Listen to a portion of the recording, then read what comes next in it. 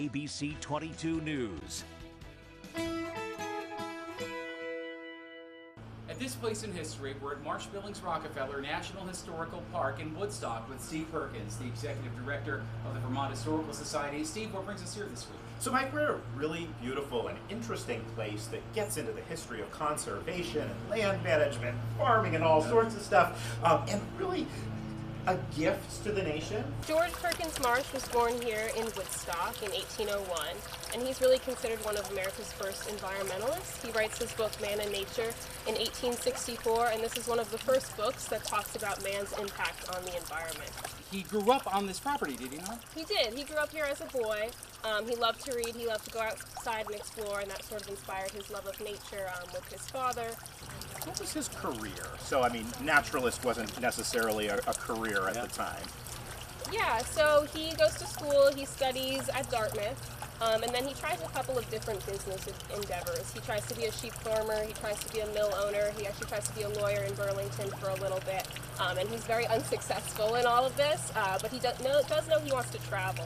So he uses his academic mind and to become a diplomat, and then he'll actually leave the country and he'll be ambassador in the Ottoman Empire as well as in the Kingdom of Italy. He was instrumental in connecting the sculptor Larkin Mead while he was in Italy with the Vermont legislature to carve a statue for the top of the State House. He was one of the founding members of the Smithsonian, so with a lot of the pieces that he brings back from his travels overseas, that'll eventually end up in the Smithsonian.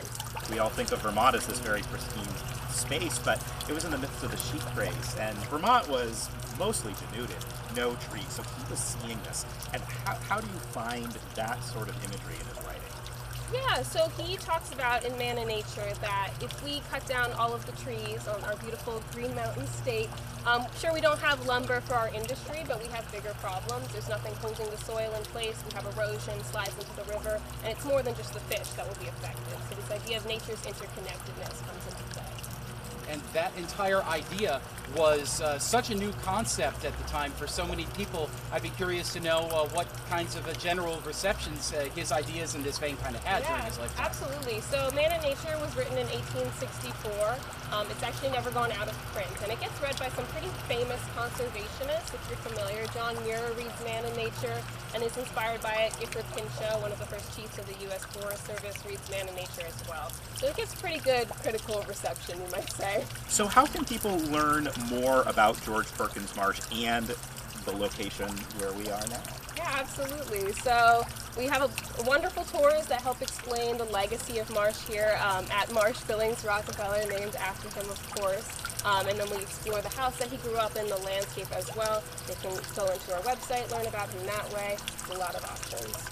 The boyhood home of one of America's first conservationists at this place in history.